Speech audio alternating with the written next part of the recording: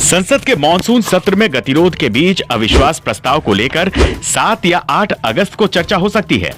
प्रधानमंत्री मोदी सदन में होने वाली इस चर्चा के दौरान मौजूद रहेंगे। मीडिया रिपोर्ट्स में सूत्रों के हवाले से ये खबर दी है।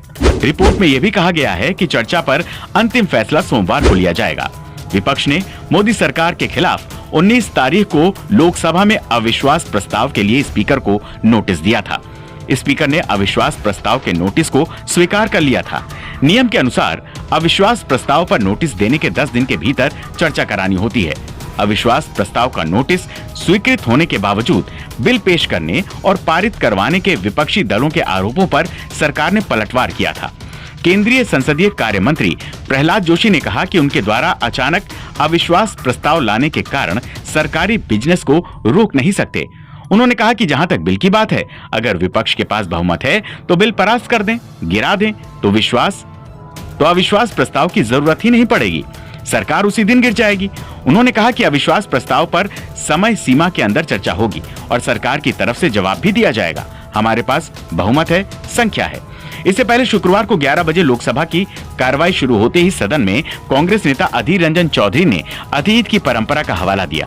उन्होंने अविश्वास प्रस्ताव पर तुरंत चर्चा कराने की मांग की।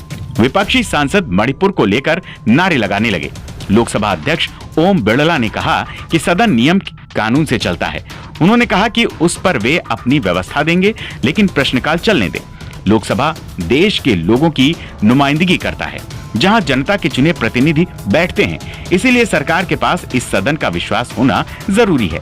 इस सदन में बहुमत होने पर ही किसी सरकार को सत्ता में रहने का अधिकार है।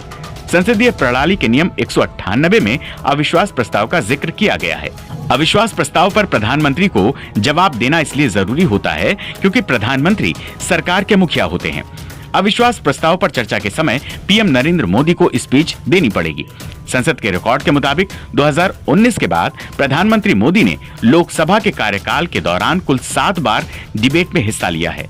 इनमें से 5 मौकों पर उन्होंने राष्ट्रपति के भाषण के जवाब दिए हैं, जबकि एक बार उन्होंने श्री राम जन्मभूमि तीर्थ क्षेत्र ट्रस्ट बनाए जाने को लेकर और दूसरी बार लोकसभा स्पीकर के तौर पर ओम बिड़ला के शपथ ग्रहण समारोह के दौरान उन्होंने अपनी बात रखी।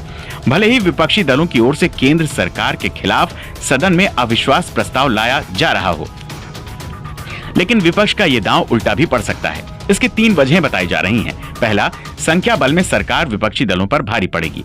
दूसरा, अविश्वास प्रस्ताव के गिरने के बाद मोदी सरकार 2024 के लोकसभा चुनाव में इस मुद्दे को विपक्षी दलों की आलोचना के लिए इस्तेमाल करेगी। और तीसरा, विपक्षी दलों के कई बोलने वाले फायर ब्रांड नेता बहस में हिस्सा नहीं ले पाएंगे, जबकि सरकार की ओर से पीएम नरेंद्र मोदी, अमित शाह, स्मृति ईरानी, अनुराग ठाकुर समेत कई मंत्री विपक्षी दलों के आरोपों पर तैयारी के साथ कड़ा जवाब दे सकते हैं। तो आपको ये वीडियो कैसा लगा?